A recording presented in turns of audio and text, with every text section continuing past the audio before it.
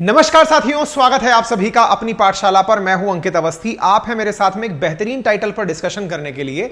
और डिस्कशन क्यों जरूरी है मैं आपको पहले ही बता दूं, क्योंकि इस विषय के ऊपर बहुत सारी बातें आपको जानने को मिलेंगी। और विशेष रूप से वो विद्यार्थी जो किसी प्रतियोगी परीक्षा की तैयारी कर रहे हैं ना, वो इस सेशन को बहुत ध्यान से सुनिएगा। क्यों सुनिएगा, मैं आपको थोड़े से कारण दे देता हूं। क्योंकि आपको इकोनॉमी की ग्रोथ के बारे में तो खबर अब तक कहीं ना कहीं मिली गई होगी, नहीं भी मिली है तो वो हम दे देंगे कि इकोनॉमी ने कैसे ग्रो किया है। बट जो सबसे यथार्थ प्रश्न आज के सेशन के लिए आपके पास होना चाहिए वो क्या है कि इंडिया की ग्रोथ होना हमारी चॉइस है, हमारी चांस है, हमारी मजबूरी है। मेरे प्यारे साथियों, आज के सेशन में एक ऐसा पॉइंट आपको सीखने को मिलेगा कि जिस विषय पर हम लोग बड़ी जश्न मनाने की तैयारी में, क्योंकि सेशन का सेशन हमने लिया ही ऐसे है कि दुनिया चौंक गई है हमारी ग्रोथ से। लेकिन आपको उस चौंकने की खबर के साथ साथ मैं कुछ बिंदु कवर करूंगा। पहले मैं कवर करूंगा इसके अंदर हिंदू ग्रोथ रेट के बारे में, जो कि पहले रघुराम राजन जी के द्वारा पॉइंट रेज किया गया था। दूसरा पॉइंट हम कवर करेंगे कि इंडिया ने जो ग्रोथ किया है वो दुनिया में परफॉर्मेंस के रूप में कैसा है। तो हम आपको पिछले 3 साल जो कोरोना से पहले थे और कोरोना के बाद के 3 सालों का कंपैरिजन बताएंगे कि इंडिया ने किस प्रकार से ग्रोथ करके सरप्राइज किया है। लेकिन आपको अंत में सच्चाई से साक्षात्कार भी कराएंगे, जिसमें आपको यह बताएंगे कि केवल नंबर्स देखकर खुश मत होइए, यह नंबर गेम है। और इस नंबर गेम में उलझकर हम राजी तो बहुत हो रहे हैं, हमारी जेब में एक भी रोकड़ा नहीं आ रहा है। जिस देश को देखकर हम खुश हो रहे हैं ना कि हम यूके को कब का क्रॉस कर दिए, जर्मनी को उछालकर अब निपटा देंगे, मैं आपको पहले ही बता दूं कि उन जैसा बनने में अगर वो लोग ग्रोथ करना बंद कर दे, नेगेटिव तो छोड़िए, वो अगर ग्रो करना बंद कर दे तो उन जैसा बनने में हमें 15 से 20 साल का समय लगेगा। यह सत्य भी आज आपको इस सेशन में पता होना चाहिए। तो आज के सेशन में बहुत कुछ है। बजाय इस बायसनेस के साथ देखने के कि आप बीजेपी की तरफ से बोल रहे हैं, आप कांग्रेस की तरफ से बोल रहे हैं, आप समझदार की तरह, अर्थशास्त्र की तरह समझिएगा। बहुत इंपॉर्टेंट टाइटल है। तो चलिए शुरू करते हैं। सबसे पहले यहां पर लिखा हुआ है, वैश्विक मंदी के बीच में भारत की आर्थिक वृद्धि से चौंकी दुनिया। दुनिया एकदम चौंक गई है। बहुत बढ़िया साहब, चौंक गई है। खबरें आ गई कि इंडियन इकोनॉमी ने गजब ग्रोथ किया है। बाय द वे, अगर हम एक साल को इस प्रकार से 4 भागों में बांट दें, 4 भागों में 1 2 3 4, 1 2 3 4, तो होता क्या है ना जी कि मार्च के आधार पर डिसाइड किया जाता है। मार्च से डिसाइड किया जाता है कि मतलब जैसे अप्रैल मई जून 3 महीने, जुलाई अगस्त सितंबर, अक्टूबर नवंबर दिसंबर, जनवरी फरवरी मार्च, ऐसे करके 3 महीने का क्वार्टर बनाया जाता है। क्वार्टर बनाया जाता है इससे मतलब समझ में आ गया। अप्रैल मई जून, जुलाई अगस्त सितंबर, अक्टूबर नवंबर दिसंबर, जनवरी फरवरी मार्च, 3 महीने का क्वार्टर होता है, जो कि पूरे एक पाई का निर्माण करता है। क्लियर है? अच्छा, अब होता यह है ना, जब भी किसी देश की ग्रोथ प्रिडिक्ट की जाती है तो उसको 4 भागों में पहले ही बांट लिया जाता है, क्वार्टर वाइज, कि भाई इस तिमाही में कितना है, इस तिमाही में कितना है, इस तिमाही में। तो एक साल में 12 महीने तो 4 तिमाही। 4 तिमाही का औसत जो मार्च तक का था, अभी हम जून में एंट्री कर चुके हैं, 31 मार्च तक का जो भी एवरेज था वो डेटा अभी आउट हुआ है डेटा। तो वो कितना रहा है? 7.2% रहा है। अच्छा, इस बात में भी मैं एक जानकारी आपको अतिरिक्त रूप से दे दूं, जरा ध्यान से सुनिएगा। मैंने आपसे क्या कहा? 3 महीने का जिक्र होता है ना। तो अभी जैसे देखो, ये पूरा की पूरा फाइनेंशियल ईयर 2022-23 यानी कि 23 के मार्च तक का डेटा आपके पास आ चुका है। मार्च का आ चुका है। कब आया है? जब तारीख चल रही है 1 जून के आसपास, यानी मार्च का डेटा आया है आपके पास में। पूरा अप्रैल निकल गया, मई निकल गया, तब जाके जून में आया है। किसने दिया है? मिनिस्ट्री ऑफ स्टैटिस्टिक्स, जो हमारी सांख्यिकी मंत्रालय है, उसके द्वारा डेटा दिया गया पूरे साल का। ये आप ऐसे समझिए, जैसे आप लोग अगर किसी भी उसमें परीक्षा में हो तो आपको परीक्षा में होने पर आपके साथ में वो होता है ना, सेमेस्टर सिस्टम होता है कि भाई 6 महीने का रिजल्ट ये था, अगले 6 महीने का रिजल्ट ये था, फिर ओवरऑल आपकी परसेंटेज डिक्लेयर की जाती है। वैसे ही इकोनॉमी में क्वार्टर के हिसाब से सब मिलाकर एक बार में साल का रिजल्ट निकाला गया है ना। अपने सेमेस्टर होते हैं, ऐसे यहां ट्राइमेस्टर होते हैं, और उसके आधार पर यहां पर क्वार्टरली पेमेंट को एक साथ जोड़ करके कि देश ने इस तरह से ग्रोथ किया है। और आसान भाषा में यह कहूं कि किसकी ग्रोथ को देखा जा रहा है, तो जीडीपी की ग्रोथ को देखा जा रहा है। जीडीपी है क्या? मान लीजिए यह पूरा एक देश है। इस देश के अंदर यहां पर आप और हम सब निवास करते हैं। इस देश के अंदर रहने वाले लोगों ने एक साल के अंदर, एक फाइनेंशियल ईयर के अंदर, 1 अप्रैल से लेकर 31 मार्च के बीच में जितनी वस्तुओं का यानी गुड्स का और सेवाओं का निर्माण किया, वो निर्माण की वैल्यू नापने का तरीका क्या है? GDP, gross domestic production. तो कितना हमने गुड्स सामान पैदा किया, कितनी हमने सर्विसेज पैदा की, उसके आधार पर हम लोग जीडीपी का आकलन करते हैं। अब इस जीडीपी के आकलन में ग्रोथ कैसे देखी जाती है? तो स्वाभाविक सी बात है, ग्रोथ दो प्रकार की है, रियल और नॉमिनल। इसमें क्या होता है, महंगाई दर को साझा कर दो तो ये जुड़ करके बनकर आती है नॉमिनल, और उसको हटा दो तो बनकर आती है रियल। अच्छा, ऐसी स्थिति में भारत ने जीडीपी के अंदर एक जबरदस्त ग्रोथ दर्ज की, 7.2%। खुश होने की बात इसलिए है कि दुनिया में जहां वैश्विक मंदी की आहट है, जर्मनी जैसा देश जो हमसे ऊपर की इकोनॉमी है वो माइनस में ग्रो कर रहा है, तो हमारे लिए ये शुक्र है कि वो माइनस में आ रहा है, हम प्लस में जा रहे हैं। संभव है कि हम आने वाले साल के अंत तक जर्मनी को हटा करके चौथे पायदान से, दुनिया की इकोनॉमी से हम चौथी इकोनॉमी बन जाएंगे। और इसी बात का सब जगह ढिंडोरा पीटा जा रहा है कि देखो इंडिया आ रहा है, दुनिया की चौथी बड़ी इकोनॉमी हो जाएगा। 4 टॉप इकोनॉमी में अब कोई यूरोपियन देश नहीं बचेगा, जैसे ही इंडिया उसे क्रॉस कर देगा। ये खुशी की बात है, सुनकर बड़ा अच्छा लगता है। इस अच्छे लगे हुए तर्क में ये तथ्य जो आप देखते हैं ये निश्चित ही असर डालते हैं। अच्छा, ये तो पहली आपने खबर सुन ली। तो खबर क्या है? साल भर के 4 क्वार्टर का डेटा अब जाकर आया है, लेकिन हर क्वार्टर का यही हाल है। मान लीजिए कि मार्च का जून में डेटा आया है, तो मार्च में किसका आया होगा? तो जो अक्टूबर, नवंबर, दिसंबर का डेटा था ना, वो मार्च में आया होगा। अच्छा, मार्च में जब वो आया था तब एक चीज बड़ी वायरल हुई थी। क्या? रघुराम राजन जी के द्वारा इंटरव्यू दिया गया था। किनको दिया गया था? राहुल गांधी जी को। आपस में बैठकर राहुल गांधी जी जब भारत जोड़ो यात्रा पर थे तब एक इंटेलेक्चुअल संवाद हुआ था। रघुराम राजन जी जो पूर्व आरबीआई गवर्नर हैं, अमेरिकी यूनिवर्सिटी में प्रोफेसर हैं फिलहाल, तो वो बढ़िया से एक इंटरव्यू देते हैं और उस इंटरव्यू में कहते हैं कि देखा इंडिया की जो ग्रोथ रेट है, क्योंकि उन्होंने कमेंट किस बात पर किया था? इंडिया की क्वार्टरली ग्रोथ पर। क्वार्टरली मतलब एक साल के अंदर 4 क्वार्टर अगर हैं, उनमें से एक क्वार्टर को देखकर, क्योंकि उसकी ग्रोथ रेट रही थी हमारी उस क्वार्टर की 4.4%, उस पर उन्होंने देखकर कहा कि इंडिया की ग्रोथ तो हिंदू ग्रोथ रेट के अराउंड है, जो कि डेंजरस है। डेंजरस मतलब जिस दर से आबादी बढ़ती है उस दर से इनकी इकोनॉमी बढ़ रही है, तो मतलब कुछ भी नहीं हो रहा है। ठीक है साहब। अब चूंकि ये आंकड़ों ने सारी चीजें पलट दी हैं, पलटते ही क्या हुआ कि दिसंबर के बाद जनवरी, फरवरी, मार्च, इन 3 का जो रिजल्ट रहा वो जो प्रिडिक्टेड था उससे ऊपर निकल कर आ गया। ओवरऑल की वैल्यू 7.2% आ गई। इससे अचानक मार्केट में राजनीति आ गई। राजनीति किस बात की आई? कि रघुराम राजन ने देश को डिमोरलाइज करने का काम किया था। साल भर के आंकड़े उठाकर देख लो, रघुराम राजन गलत थे। रघुराम राजन ने अर्थशास्त्र के नाम पर जो ज्ञान दिया था वो केवल एक एजेंडा था, एक प्रोपेगेंडा था और कुछ नहीं था। इस बात की व्याख्या आपको और हो जाएगी। तभी तो आप यहां देखते हैं कि बीजेपी जो है वो इस समय रघुराम राजन, क्योंकि रघुराम राजन कांग्रेस के टाइम पर गवर्नर रहे थे, आरबीआई गवर्नर, और वही राहुल गांधी जी को ज्ञान दे रहे थे बैठ करके मीटिंग में। तो यहां पर उनको बीजेपी ने बढ़िया से स्लैम किया, निंदा कर दी कि देखिए आप लोगों की जो एक्सपर्ट एडवाइस थी वो कुछ काम की नहीं थी, फर्जी निकली आपकी एडवाइस। क्योंकि 5 मार्च 2023 में फिर से याद दिला दूं, जो अक्टूबर, नवंबर, दिसंबर का जो महीना होता है ना, उन 3 महीनों का जो क्वार्टरली रिजल्ट था वो इनके समय आया था। कितना आया था? 4.4% के अराउंड आया था। तो इन्होंने क्या कहा था उस समय पर? इन्होंने कहा था कि इंडिया की ग्रोथ रेट बिल्कुल हिंदू ग्रोथ रेट के आसपास है, that is dangerously close to Hindu growth rate. India जब 1991 से पहले जब एलपीजी रिफॉर्म नहीं आए थे तो इसी रेट पर आसपास इंडिया की जनसंख्या ग्रो करती थी और इसी पर हम लोग इकोनॉमी में ग्रो करते थे। तो इसको हिंदू ग्रोथ रेट के नाम से बोला गया था एक दिल्ली के प्रोफेसर के द्वारा। एनीवे, तो फिलहाल के लिए रघुराम राजन जी ट्रोल हो गए। अब बड़ा सवाल यह बचता है, रघुराम राजन जी को ट्रोल करने से हम सब खुश हो गए, हमें मनोरंजन मिल गया? नहीं मिला। क्यों नहीं मिला? अब आपको मैं एक सच्चाई का साक्षात्कार कराता हूं। और अगर आपको यह आर्टिकल पढ़ना है तो इंडियन एक्सप्रेस ने एक बेहतरीन आर्टिकल दिया है, उसकी व्याख्या भी मैं करूंगा। उसमें उन्होंने ये व्याख्या दी है कि why India has no choice but to grow faster than other countries. हम जिस बात की खुशी मना रहे हैं कि बधाई हो, इंडिया आगे निकल गया, इस खुशी को सेलिब्रेट मत करो। क्यों मत करो? हमारे पास कोई चॉइस नहीं है, कोई विकल्प नहीं है। जैसे किसी के पास होता है, बहुत बढ़िया, बहुत बढ़िया, अच्छा किया बेटा तुमने, अगली बार मान लीजिए फेल हो गए, कोई बात नहीं बेटा, तुमने कल बहुत अच्छा किया था। इंडिया के पास कोई चॉइस ही नहीं है, नन अदर देन इट, कि हम ग्रो करें। अब आप पूछेंगे सर ऐसी भी क्या हम आईसीयू की स्थिति में हैं क्या?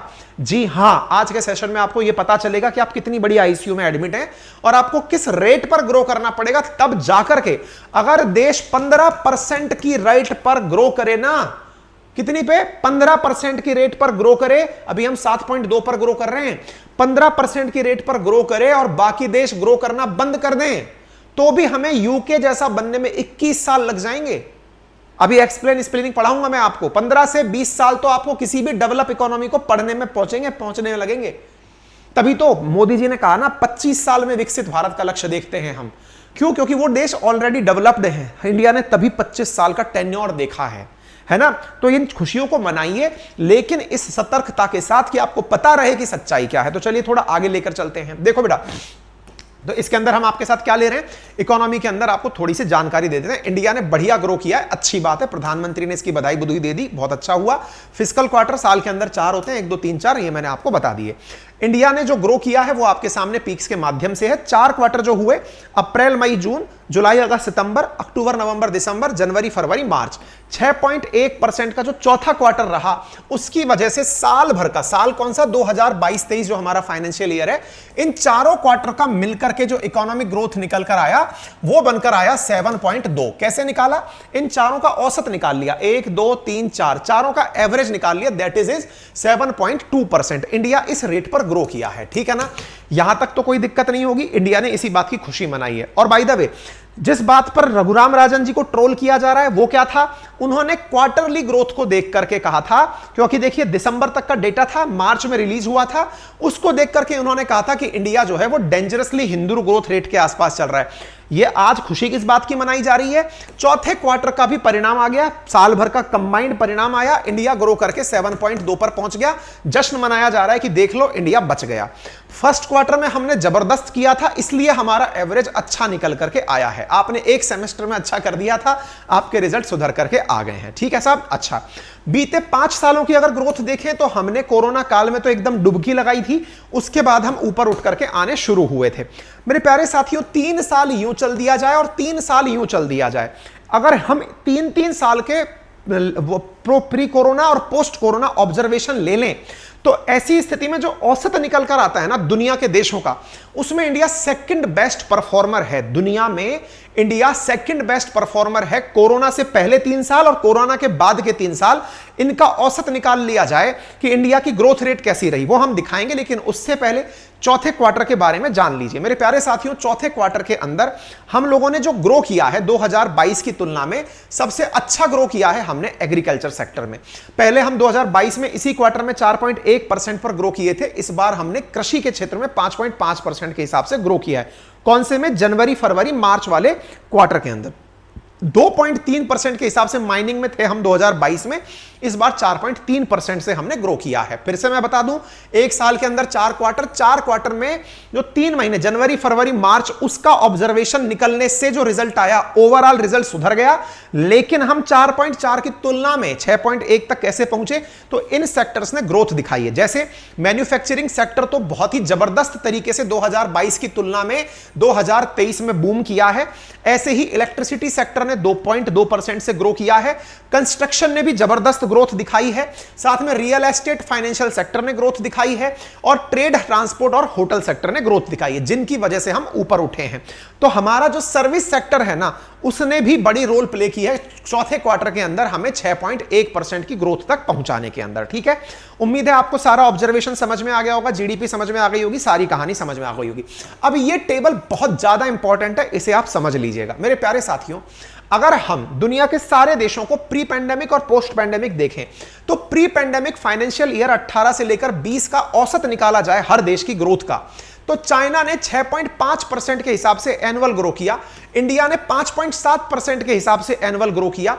पोस्ट पेंडेमिक अगर बात करते हैं तो चाइना ने 4.6% के हिसाब से एवरेज, 3 सालों का एवरेज है ये पोस्ट पेंडेमिक, और उसके बाद यानी 20-21 को हटा करके उससे पहले और उसके बाद का ऑब्जर्वेशन है। और इंडिया ने 3.5 का औसत दर्ज किया है पोस्ट पेंडेमिक में इधर की तरफ। तो आप कैसे नोटिस कर सकते हैं, दुनिया के जो टॉप परफॉर्मर कंट्रीज हैं उनमें इंडिया नंबर 2 पर खड़ा है ओवरऑल। 3 साल पहले 3 साल बाद, तो जो लोग कहते हैं ना कोरोना के बाद हमने अच्छा ग्रो किया है, उनको भी ये ऑब्जर्वेशन हो जाना चाहिए कि 3 साल का औसत भी निकाला जाए तो इंडिया ओवरऑल अच्छा परफॉर्म कर रहा है। इसके बाद में Australia, Indonesia, Malaysia, Korea, US वगैरह ये सारे देश आते हैं, ठीक है ना। तो ये टेबल आपके लिए बहुत काम की है। ओवरऑल आपको ये फिगर याद रह जाए अगर, तो आप किसी भी बहुत अच्छी डिबेट में, बहुत अच्छे आंसर राइटिंग में, बहुत अच्छी तरह से मेंस आंसर राइटिंग में परफॉर्म कर पाएंगे, ठीक है। आगे बढ़ते हैं साथियों, ये सब बातें मैंने बता दी। आपको यह जानकर भी खुशी होनी चाहिए कि इंडिया की ग्रोथ को लेकर के जो ऑब्जर्वेशंस लगाए जा रहे थे ना, बड़े बड़े एस्टिमेट्स लगाए जा रहे थे, वो 7% तक पहुंचने में भी डर रहे थे। इंडिया ने सरप्राइजिंगली 7.2% की ग्रोथ रेट दर्ज की। खुद आरबीआई जो है ना, वो भी 6.8% की ग्रोथ दर्ज कर रही थी, हमने 7.2 की कर दी, तो चौंकने की बात तो है। मूडीज ने भी हमारी ग्रोथ रेट को ओवरऑल 6.8% बता दिया था, हमने 7.2% करके सबको चौंका दिया है, और यह बात भारत के लिए बहुत अच्छी निकल करके आई है। ठीक है, तो भारत की इकोनॉमी दूसरे देशों की तुलना में बढ़िया है, और यह बात आपको यहां से पता भी चलती है। अब आते हैं मुद्दे पे। देखो साथियों, आप इंडिया की अगर जीडीपी देखते हो, इन दिनों एक सुर्खी बनी भारत के बारे में कि इंडिया का जो ओवरऑल जीडीपी है वो $3.5 ट्रिलियन की इकोनॉमी क्रॉस कर गया है। देखिए, आईएमएफ का प्रोजेक्शन है इंडिया को लेकर, भविष्य को लेकर के, कि इंडिया 2023 के अंदर $3.7 ट्रिलियन की इकोनॉमी हो जाएगा। वहीं जर्मनी के बारे में प्रोजेक्शन है कि ये $4.3 ट्रिलियन की इकोनॉमी हो जाएगा। इंडिया का विजन है कि हम $5 ट्रिलियन इकोनॉमी बने। हमारे विजन में $3.7 ट्रिलियन पर फिलहाल हम खड़े हैं, और हम बड़ा खुश होते हैं ये जान करके कि जर्मनी की जो वो है इकोनॉमी है, जो कि यूरोपियन कंट्री इकलौता टॉप 5 में है, उसकी जो इकोनॉमी है वो डाउन साइड जा रही है। हमने कुछ दिन पहले सेशन भी किया था जिसमें बताया था कि जर्मनी जो है वो इकोनॉमिकली डाउन आ रहा है, यानी कि उसकी जो जर्मनी की जो रिसेशन, वहां पे रिसेशन आ गया है, और रिसेशन की वजह से उसकी इकोनॉमी डाउन आ रही है। इंडिया की ग्रो कर रही है। हम बड़े खुश हैं इस बात को जान करके कि हम जल्दी ही चौथे नंबर पर होंगे, और इसे क्रॉस करके हम जल्दी ही फिर तीसरे नंबर पर भी हो जाएंगे। इस बारे में दुनिया ने बहुत सारी उम्मीदें जताई हैं। 2024 में हम जर्मनी को क्रॉस कर देंगे, बढ़िया खुशी की बात हो जाएगी साहब। दुनिया के बड़े देशों की बात करें तो इतना तेजी से कोई ग्रो नहीं कर रहा है, ना चीन ग्रो कर रहा है, ना अमेरिका ग्रो कर रहा है। हम उन सबसे बढ़िया हैं। अमेरिका की बात तो यह है कि यहां पे तो इकोनॉमी के डिफॉल्ट होने तक की बात आ रही थी। डिफॉल्ट का मतलब ये मतलब एक तरह से बंजर होने वाले नहीं थे। असल में इनकी जो संसद है वो बिल ही पास नहीं कर रही थी तनख्वाह वनखा देने के लिए। गरीब नहीं है ये लोग, लेकिन हाँ, मार्केट ने ये न्यूज गजब पकड़ी थी। चाइना की भी अगर बात करें तो चाइना की भी ग्रोथ रेट इतनी नहीं है जितनी इंडिया की है, तो फिलहाल के लिए सब तरह से पॉजिटिव है। जर्मनी नीचे जा रहा है। अब हम एक बहुत बड़ी चीज की तरफ बढ़ रहे हैं, और वो क्या है, आइए मैं अब आपको वो बताता हूं। मेरे प्यारे साथियों, ये सबसे इंपॉर्टेंट चीज है जो अब आपको जाननी चाहिए, जो आपके चक्षु खोल देगी। और जब भी कोई आपको बहुत ज्यादा प्रेज करे कि हाँ भाई देख, इंडिया ने एकदम फाड़ के देख ले, फटा पोस्टर निकला, हीरो हो गया है इंडिया, तो आप उसे ठहराइएगा। आप दोनों पक्ष ले सकते हैं। जब आपसे कोई कहे कि उस तरफ बोलिए कि इंडिया ग्रो कर रहा है, तो आप ग्रो करने वाली साइड में धड़ाधड़ आंकड़े गिनाते हुए चले जाएंगे। और जब कोई आपसे उल्टा बोले कि बताइए इंडिया नेगेटिवली ग्रो कर रहा है या इंडिया के लिए बड़ी चिंता की बात है, तो आप उसको भी बहुत अच्छे से आंसर कर सकते हैं। कैसे करेंगे, आइए मैं दिखाता हूं। देखो साथियों, आपके सामने एक टेबल दिखाई गई है। किस चीज के बारे में है ये? प्री पेंडेमिक और पोस्ट पेंडेमिक दुनिया की ग्रोथ के बारे में दिखाई गई है। देखिए, प्री कोविड जीडीपी की ग्रोथ दर्ज चाइना ने की थी 6.5% के आधार पर, इंडिया ने ग्रो की थी 5.7% के आधार पर।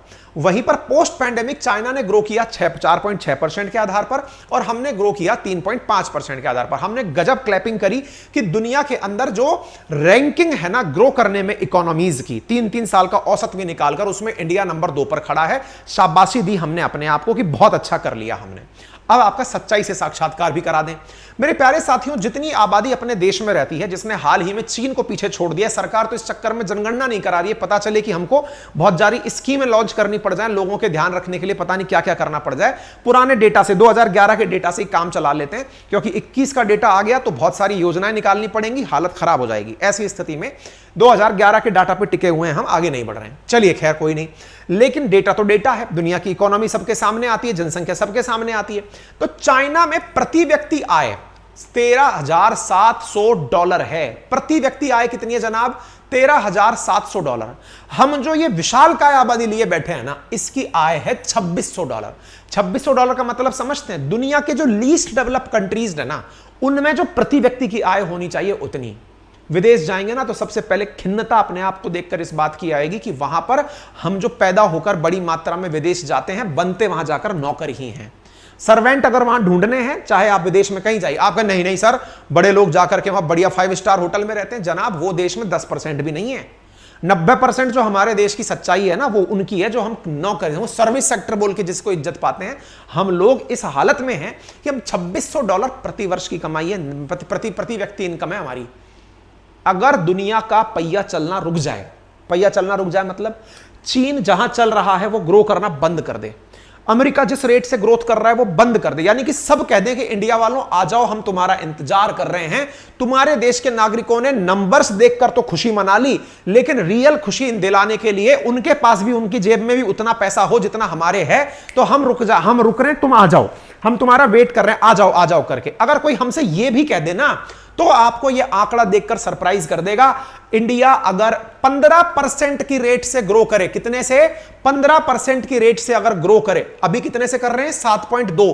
अगर हम डबल भी हो जाएं और 15% की रेट से ग्रो करें, तो चाइना का जो एक आदमी जीवन जीता है ना, जिस तरह की कमाई करता है, उस जैसा बनने में 12 साल लग जाएंगे।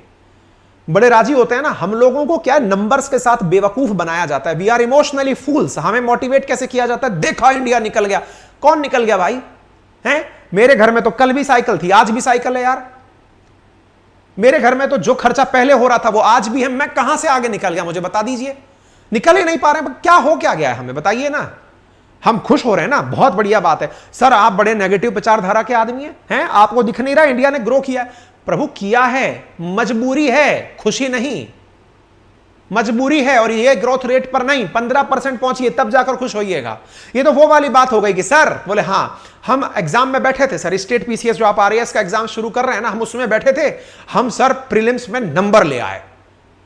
हमने कहा भाई क्वालिफाई कितने पे होता है ये बताओ पहले। सर 50% तो चाहिएगा। हमने कहा लाए हो क्या? सर नहीं हमारे सर 90 नंबर आ गए। अबे हमने कहा सेलेक्ट होने के लिए 100 नंबर से ऊपर चाहिए, तुम सिलेक्शन की रेंज में भी नहीं हो अभी यार। सिलेक्शन की रेंज में तुम्हारी किस बात की खुशी मनाएं? ये तो वो बात है, हम परीक्षा में बैठे थे, हम क्वालिफाई कर गए सर। अरे बैठोगे तो नंबर आएंगे यार। कई होता है ना, जैसे यूपीएससी का वगैरह का सब एग्जाम देकर लोग आते हैं, मार्केट में आते हैं, तो वो क्या बोलते हैं? सबसे पहला डायलॉग होता है, अरे यार ये तो हम पढ़े नहीं थे भाई साहब, बिना पढ़े 90 नंबर आ रहे हैं हमारे 200 में से। 90 का आंकड़ा छू गए हम, पढ़ लिए होते तो निकाल दिए होते पेपर। कई भाई बंधु मिलेंगे आपको ऐसे जिनका एटीट्यूड होगा, पढ़ लिए होते ना जाने क्या उखाड़ दिए होते। इंडिया वैसा बिहेव करता है। अरे प्रभु आप ग्रो करने बैठे हैं, दुनिया सब काम कर रही है, आबादी बढ़ रही है ना, आप महंगाई की दर पर भी बढ़ाएंगे इतना % तो ग्रो हम वैसे ही कर जाएंगे। लेकिन मुसीबत ये नहीं है, मुसीबत ये है कि हम ग्रो कर रहे हैं, लेकिन करना कितने पे है? 15। हम पास कब होंगे? 15% पे ग्रो करें, तब जाकर के हमें चीन जैसा बनने में 12 साल लगेंगे। फिर औरों के बारे में बात कर लीजिए, ऑस्ट्रेलिया जैसा बनने में 23 साल लगेंगे। ऑस्ट्रेलिया का प्रति व्यक्ति जो पैसा कमाता है ना जी, वैसा 2046 में जाकर बनिएगा है। और जिनसे आप खुशी ले रहे हैं, यूके के बारे में बात कर रहे हैं जी, यूके के बारे में खुश हो रहे हैं ना बढ़िया से। यूके हमसे पीछे चला गया, जिन्होंने हम पर राज किया था वो हमसे पीछे चले गए। अरे भाई वो बुद्धिजीवी हैं, हमको नंबर बता करके बेवकूफ बनाया जा रहा है। हम उन जैसा बनने में 21 साल लेंगे उनके प्रति व्यक्ति की, यानी कि वहां पर जो काम कर रहा नौकर भी है ना, वो हमसे 21 साल आगे है। 21 साल बाद अगर हम, और 21 तो तब छोड़िए ना जी, आप 15% पर ग्रो करिएगा तब ना। अभी तो आप 7% पर ग्रो कर रहे हैं, इसका मतलब डबल कर दीजिए। 42 साल बाद जाकर आप बनेंगे, तो आप थर्ड वर्ल्ड नहीं है तो क्या बनेंगे? लेबर ही बनिएगा और क्या बनिएगा। इसीलिए तो इंडिया के लोग जा जाके विदेश में नौकरी करने जा रहे हैं। जो आप ब्रेन ड्रेन सुनते हैं ना कि आईआईटी आईआईएम से पढ़कर बच्चा बाहर चला गया, अरे चलो वो तो ठीक है, फिर भी ढंग की नौकरी पाएगा, सुंदर पिचाई सत्या नडेला बनेगा। बाकी का क्या करिएगा? दुबई में जाकर पराती उठाएगा भाई, वो होटल में जाके बैरा बनेगा, कांच साफ करेगा, और हम क्या कह के खुश होंगे? देखा कितना विदेशी पैसा हमारे पास आया, कितना फॉरेक्स आया है हमारे पास। फॉरेक्स नहीं आया भाई, रेमिटेंस नहीं आया आपके पास। असल में आपके कर्मचारी नौकरी करने गए। आज एक खबर है जिसको हम कवर करना चाह रहे थे, पर हमको फिर फ्रस्ट्रेशन हो गई, क्योंकि थोड़ा सा इकोनॉमी की समझ है तो हम सोचते हैं कि थोड़ा समझा दें आप लोगों को। इजराइल बोल रहा है कि हम फिलिस्तीनियों को नौकरी से निकालकर इंडियंस को नौकरी देंगे। अरे नौकरी नहीं, उसको सर्वेंट बोलते हैं। सर्वेंट, श्रमिक बनाएंगे आप। श्रमिक बनाइएगा तो खोलिएगा, हमारे रास्ते आ जाएंगे। हमारे श्रमिक ही हैं जी, और क्या करें? हमको बनना है ना जी। हमको ये नंबर दिखाई नहीं देता है। ये टेबल फोटो खींच लीजिएगा इस टेबल की ना, ये हम नहीं दे रहे हैं। ये टेबल इंडियन एक्सप्रेस में छपी है, जाकर के ढूंढ लीजिएगा, वहां से जाकर के आपको समझ में आएगा। सच्चाई क्या है वो क्लियर करनी हो तो ये जाकर इंडियन एक्सप्रेस की टेबल खोज लीजिएगा। जिन देशों से कंपटीशन है ना, जर्मनी से हम आगे निकल जाएंगे। यस, हम जर्मनी से आगे निकल जाएंगे। जर्मनी से आगे निकलने के लिए ना 22 साल लगेंगे अगर आप 15% के हिसाब से ग्रो करेंगे। अदरवाइज 44 साल लगेंगे। जर्मनी के एक आदमी की जो नेट इनकम है ना, प्रति व्यक्ति जो आय है, वो 51,380 रुपए। किस बात पर खुश हो रहे हैं आप? 140 करोड़ हैं आप। 140 करोड़ आदमी में खुशी जी रहा है 10% आदमी। 90% आदमी स्ट्रगल कर रहा है। उस 10% में भी 1%, टॉप 1% है जो 90% संपत्ति का मालिक है। गजब बातें हैं हमारे देश की, ठीक है ना। तो हम किसी सरकार पर खुश और दुख नहीं हैं। आप ये मत सोचिएगा सर अभी थोड़ी हुआ है, हम तो सब ऐसे ही थे। तो पॉजिटिविटी लाइए ना जी दिमाग में, ग्रोथ होने के बारे में खुश होइए, लेकिन टारगेट पकड़िए। पेपर में बैठने भर से, आपका नंबर आने भर से आप राजा बाबू नहीं हो गए हैं, ठीक है। बाकी आपकी समझदारी है, आपकी अपनी जो राय हो वो देख लीजिएगा, बाकी सब ठीक है, हमने तो बता ही दिया है, ठीक है। चलिए इतना ही बहुत है, अदरवाइज ज्यादा मोटिवेट हो जाएंगे तो पता चले कि आप भी मेरी तरह शिक्षा में क्रांति ले आएंगे। बाकी क्रांति की बिगुल हमने बजा दी है। राजस्थान प्रशासनिक परीक्षा की परीक्षा संभव है आने वाले 3 महीने में हो जाए। ऐसी स्थिति में हमने नटराज बैच के नाम से एक शिक्षा के क्षेत्र में गजब की क्रांति की है। अगर आप भी साथ में जुड़ना चाहें तो जुड़िएगा। प्रीलिम्स प्लस मेंस का फाउंडेशन बैच लॉन्च किया है, जिसके अंदर 13 सब्जेक्ट और लगभग 21 फैकल्टीज के साथ हमने लॉन्च कर दिए हैं। केवल 7 तारीख तक एडमिशन ओपन है। एडमिशन ओपन है अपनी पाठशाला एप्लीकेशन पर। अपनी पाठशाला एप्लीकेशन पर अभी जाकर के आप इस कोर्स को 7500 रुपए में ले सकते हैं। मात्र 7500 रुपीज में आपके लिए यह कोर्स उपलब्ध है, जिसमें पूरे 1 साल का फाउंडेशन बैच, जिसकी विशेषताएं होंगी। क्या विशेषताएं होंगी? डिजिटल बोर्ड से पढ़ाई, ऑफलाइन जैसा अनुभव, 4 से 6 घंटे रोजाना क्लास, रोजाना क्वेश्चन आंसर की practice, weekly Rajasthan current affairs, weekly पढ़े हुए कार्यक्रम का ऑनलाइन टेस्ट, पूरे कोर्स की ऑनलाइन पीडीएफ, साथ में dedicated call centre, mobile application, laptop, सब जगह एप्लीकेशन उपलब्ध। ये सारे फीचर्स के साथ में पूरे ये 17 सब्जेक्ट, जिसमें कि 4 फंडामेंटल सब्जेक्ट तो हैं ही, साथ में math, reasoning, Hindi, English, Rajasthan GK, current affair, public administration, ethics, yoga, behaviour, sociology, management, accounting, auditing. ये पहाड़ जैसा सिलेबस, जिसकी कीमत टेक्निकली 15,000 हो जाएगी 8 तारीख से, वो हमने शुरुआती 7 दिनों में 7500 रुपए के लिए ओपन की है। अगर आप में से कोई भी इंटरेस्टेड कैंडिडेट है तो अभी जाइए और फिर साझा हो जाइए। एक बात ध्यान रखिएगा, कई बुद्धिजीवी बोलते हैं, कईयों के दिमाग में आता है सर हमारा सिलेक्शन होगा कि नहीं। हमने कहा भाई अगर नहीं भी हुआ ना तो आप इमोशनली फूल नहीं रहेंगे। आप कम से कम वो व्यक्ति जरूर बन जाएंगे जिसे दुनिया बेवकूफ नहीं बना पाएगी, जो समझ पाएगा इतना सब पढ़ने के बाद कि दुनिया में चल क्या रहा है। तो सिलेक्शन के लिए मत पढ़िए, अगर नॉलेज भी मिल रहा है ना आपको तो भी समझिए। जो इकोनॉमी का भी लेक्चर हम लिए हैं ना, ये हमको मम्मी पापा ने नहीं सिखाया लोरी में, हम पढ़े हैं, क्योंकि इकोनॉमिक्स हमारा पार्ट रहा है, हमारा सिलेबस रहा है प्रिपरेशन के दौरान, हम सीखे हैं। आज समझ पा रहे हैं कि देश में चल क्या रहा है, इसलिए आपको समझाने खड़े होकर सामने आ जा रहे हैं। बाकी मर्जी आपकी है, ज्ञान देने के लिए हम तैयार हैं, पढ़ने के लिए आप तैयार हो जाइए। 1 महीने का किराया जितना होता है ना, यहां हमारे राजस्थान में ना फीस है लाख रुपया, और हम कितनी रख दिए? 7500 रुपया। और टॉप एडुकेटर्स के साथ हम इस कोर्स को लॉन्च कर दिए हैं। जिनको साझा होना है जल्दी हो जाइए, बाकी मर्जी आपके। तब तक के लिए धन्यवाद। बाकी हमारे कॉल सेंटर के लिए आपके सामने खूब सारे नंबर हैं, अभी 2-3 दिन के अंदर सबके डेमो वीडियो डाल देंगे, आप जाकर बढ़िया से डेमो देख लीजिएगा, एप्लीकेशन डाउनलोड कर लीजिए। तब तक के लिए धन्यवाद, अपना ख्याल रखें, टेक केयर।